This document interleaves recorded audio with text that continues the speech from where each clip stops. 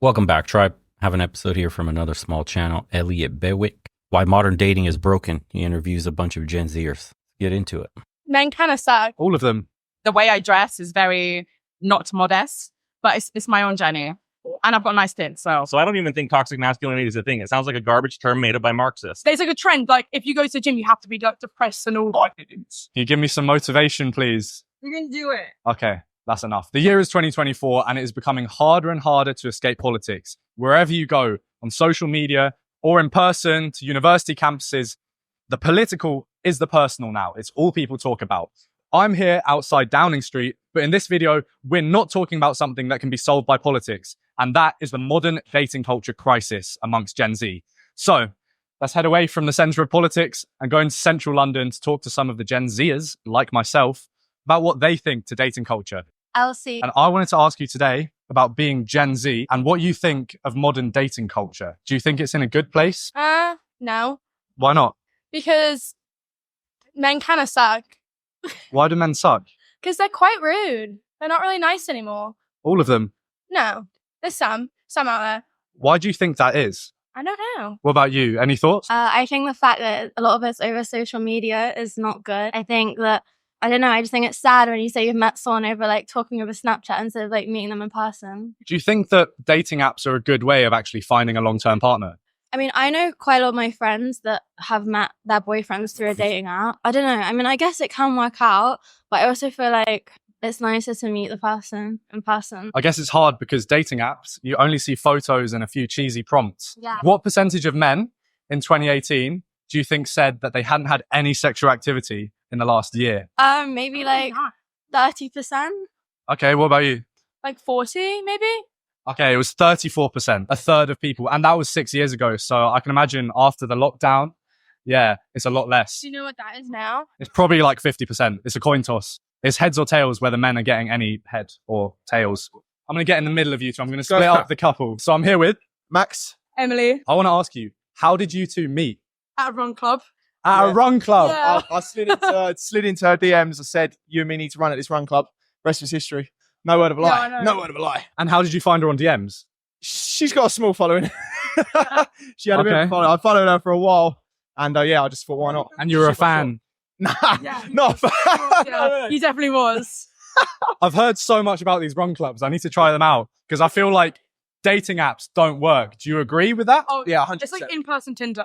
Yeah, club's like like it's in-person like Tinder. everyone. Yeah, 100%. Forget run club. It's Riz club. It's game club. You drop game. It's all it is. It's literally all it is. How do you do it while you're running? You do it before or after because when you're running, Like, did I go for a coffee? Yeah, Do you yeah. want to like go for Nando's or Yeah. something? That's exactly what I did. Do you feel like That's good, people are decent sort of advice. ditching dating apps for run clubs because it hasn't worked out for them? Yeah, I'd say in London, yeah, definitely. Because I feel like, especially when you get to your sort of early 20s, you kind of want to stray away from the dance. And this is what like when I told you dating apps suck, like, look, this is a creative way for people to meet each other. Clubs, run clubs. If you like to do something and you find a similar group of people that like to do the same thing, you instantly have something to bond over. People don't understand this anymore. We don't have community things, community in general. People are relying on dating apps instead of go join a motorcycle club if you got a motorcycle. Go join a run club if you like running. Go do something with a group of people. With the shared interest, there will be women there. And usually they're down to earth. The people that are in the actual, clubs or the community get-togethers are pretty cool people. And they're looking for the same thing, a connection and a group of like-minded individuals. It's so much better, dude. It's a form of pre-selection to be in a group like that and meeting somebody and you're already in the same vicinity. The awkwardness is not there. You can actually have a conversation and start it off about the thing you're both there for and then find the commonalities between you and build something from that instead of completely in the dark, a fucking dating app profile, already the paradox of choice. You're crippled for women, especially like they'll swipe on a guy because, oh, I don't like that he wears gray tops versus like, oh, that's the doctor. Oh, but that's a rich businessman. It's not ideal, dude. It's in drinking, smoking culture. Right. And I feel like run clubs, as soon as you hit 22, you're at a run club. So yeah, it's definitely What made you want to stray away from that culture? Why don't you? How old are you? 22. 22. So, Yeah. So why don't you go out and go clubbing and drinking every night? I think there's nothing wrong with it. It's just when you want to kind of to that next level, I think that's just the part of your life you've got to suppress. I'd say so. And would you go for a guy if he was really attractive and nice, but if he did go out clubbing every day and smoking, whatever else? Oh no, 100% not. Why Like, not? Most unattractive thing is vaping. Like I live like, like vaping, drinking, smoking. Oh, not a bit of me. And I don't do it myself, so like we can't relate. Do you know what I mean? And it's hard to find the balance. Some people can do it. I just like I'd say I'm quite extreme when it comes to fitness, so I don't have time. And what would you go for if you could list like 3 attributes to a guy? Physical personality. Both. Oh, physical, tall, mullet, fun. Okay. That's what I describe you. And what about, That's so nice. what about you? Cut the flirting Yeah, and try and yeah, impress each other. 3 most important things. Yeah, I just think funny, laid back, and just they have to be physically active. 100%. Okay. Definitely, that's a big thing for me. What do you see as the future for dating our age? Because, you know, there's been loads of stats. 54% of Gen Z guys, once they turn 20, say they had any relationship in their Ah, teens, really? even just one. So if you're at a pub with your mates, a group of boys, Yeah, yeah. and you ask them about their relationships in their teens, Wow. only half of them would be able to That's even tell crazy. you about anything. Why do you think that's happening? I think that's a good question. I think it could be twofold. So one, they're either really just not interested. They're trying to like make themselves who they are at an early age, or they're just not, sounds mean, but they're not at that age where they want to care about it. So it's just not something that they've tried to practice dating and things like that, I'd say. Yeah. Do you think social media has a part to play in this? What in like men not being able to date? Yeah. Sort of. I feel like it's really like glorified to be like that hardcore, heartbroken gym bro that like can't speak to women and like is like emo. Do you think, I guess what you're alluding to there is that it's almost cool to suffer and be a bit of a victim. Oh, 100%. Yeah, 100%. There's like a trend. Like if you go to the gym, you have to be like depressed and all. Yeah, Yeah, do you know what I mean? literally. It's like, Bro it is ain't fighting that his demons. deep. It's not that deep, is it? No. Realistically, just get out there. Get out there, meet a girl, go gym. Touch grass. Yeah, touch some Oh. fucking grass, smell some fresh air. Yeah. You're fine, mate. Yeah, do you know what I mean? Simple as that. Do you reckon that's going to change? Final question. Do you think that victim culture that we have going on our age is ever going to go away? I think it. Yeah. I think there's no light without dark. You're always going to have some people that are staying within that realm. But I think if you're looking at the right, It's easy to wallow in your own misery. That shit's never going away. And it tugs on people's emotions and keeps them glued to their screens. It's great for content. The self-pity, the wallowing, the black pill, the woe is me, the what's the point, and all the bitching and shit. It's like cathartic for the people in that same state of mind because they're already isolated and disconnected and they're not putting an effort into themselves. So when they see other people online bitching about the same thing, it like reaffirms. It's the confirmation bias. That's why those rabbit holes are so deadly to go down because you're confirming all the worst things to yourself without ever changing. Guys will give up before they even start. And it's all a mind game. Like there'll be guys in the comment section here saying, what's the point? I mean, in the videos, I read them all the time. What's the point? The juice isn't worth the squeeze. The video won't mention a woman one single time. It's like talking about men and men's issues. And then there's guys that literally cannot get the word woman out of their mouth in anything that they comment. It's insane. The reason you go to the run clubs, the reason you go do exercise, go to the gym, try to build a business, read books, all this shit, it's for you. It's for you to gain control over your mind, your body, and your spirit. Women are the last fucking thing. It's the same. This is why people get burned doing the passport bro stuff or whatever else that will be like flavor of the month that men tend to get into because they put women ahead of themselves. The passport bros are going to countries just to find women instead of going to the countries to find a place they'd like to retire in and make their money go 10x than they would in their home countries. They go looking for a woman first and then figure out the rest later. It's like, bro, you're working the solution backwards and you're going to get burned. That's why there's so many guys that get caught up simping out, wallets busted open. They come back with their, tail tucked between their legs talking about life overseas is not any different. It's all the same everywhere. Yeah, because you're the same everywhere you go. You're a simp. You have no self-respect. You have no boundaries. And that self-respect is a big one. You don't even respect yourself enough to go to the gym every day to make yourself have a strong, fit, healthy body. You don't respect yourself enough to actually consume some mindful content, read some mindful books, learn some advanced theories, topics, whatever it is, for conversation, at least during a date. You're too busy cooming it up. The money lizards got you deep in adult entertainment, video games and microtransactions, or anime and shit. That's what value do you get from that apart from entertainment? But is that making you a better person? No, you consumed a piece of value that gives you a superficial dopamine hit, a little rush to help you escape from your reality. It's brutal, guys. But once you get caught into this like trap, you start circling the drain and life will not wait on you. You must get better for yourself. Respect yourself. That's all we're saying when we say the self-improvement stuff getting played out in terms of like, must grind, bro, gotta do it all. All it is literally the two words, respecting yourself enough to do better for you. Everything else is the cherry on top. Okay, let's get back into this degenerate shit. Right things and with the right people, 100% it will change. Yeah. You just got to surround yourself with the right group, consume the right content, and it can be the pathway into either a really good life in that sphere or not at all. Do you agree? Oh yeah, 100%. Andres. And I wanted to ask you, Andres, what do you think of modern dating? Do you feel like men and women are getting on better than ever and people are getting into relationships, or do you feel like we're more divided? I think it's more difficult to be in a relationship because like today we have like Tinder and things like that. So I think it's more difficult to find love. Do you feel like the standards are too high set by women? They should maybe be brought down a little bit, and their expectations are too high because they see all these influencers on social media who look perfect. So they expect everyone to be like that. Yeah. No, I think like they have high standards because for them, like you have to be high and maybe perfect. Like I'm 1.75 and not 180. So it's difficult. You're tall, so you're okay. But for me, it's difficult because I'm not tall. They have more expectation, like physique. Do you think that men are being told that it's okay to be less of a gentleman nowadays? No, I will not say that they have to be less gentlemen because even if the society tell us that we don't have to be that gentleman, I think we have to. So we're here today with Ben. I wanted to ask you, Ben, America. about gay culture and where it's at in 2024. How old are you? I'm 34. Okay, you don't look a day over 26. Thank you very much. What's the state of gay culture at the moment? Do you feel like it's getting more toxic because of social media and dating apps, or do you feel like it's in a good place? Yeah, so I think it certainly has similarities to how straight people have it. Like there's a lot of hypergamous relationships going on. It's very difficult to find people. Fortunately, I'm not in that position where I'm looking, but yeah, it's very difficult these days. It's been made harder by all of the dating apps.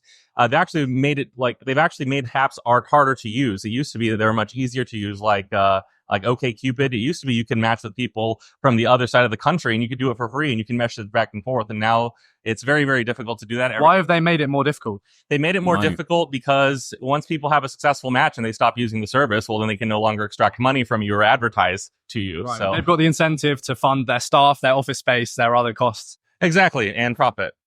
Of course, that's the big one, isn't it? Yeah, absolutely. I mean, I love capitalism. Profit is great. Profit is important. But yeah, unfortunately, it does cause negative consequences to society overall. It's actually quite sad, unfortunately. As for reversing it, I don't know. I think it really just is a cultural change that needs to happen, which is easier said than done because we still have all of these incentives of, easy dopamine hit play on your phone. And it's getting worse with the whole Apple Vision thing. And, we're soon going to be like that movie WALL-E where everyone just has a screen in front of them constantly, or the Matrix type of thing where you're just glued in and, there's destitution and destruction and poverty all around. But as long as you have your headset on, you can do whatever you want. You can be on the moon. You can dance with the stars yourself virtually. So I don't really know what the solution is. I'm not personally, I'm not very optimistic about the future, but all we can do is be aware of these things and do our best for ourselves and for the people that we care about, inform them and try to encourage people to move in a better direction. So I'm here with Rajna. Catherine, you. Wanted to be on camera. Why did you want to come on camera? I want to know what you want to ask me. Well, I was very intrigued why you've gone up to the Take a Free Quran stand in the middle of Leicester Square. I've always wanted one, and it's free as well. I'm on my own journey with God right now, so Tell me more. well, I was brought up Muslim, but I had trouble with Islam because of people, and the Islam community and the Bengali community is quite tough. People are very judgmental. Like the way I dress is very not modest, but it's my own journey, and I've got nice tits. So, Are you religious at all? No. How come? I love the idea of religion and having that belief that there's something there, but I just was never raised like that. So it's just not really my thing. Okay. Do you think that there's a possibility that God might exist? No. Interesting. Why not? Jesus. I just don't think if there was someone there, they'd let everything be so shit. Do you know what I mean? Like, everyone has this belief that someone's there for you, but then there's so many innocent people that are just having really shit times. So how can there be this greater purpose when it doesn't really seem like there is?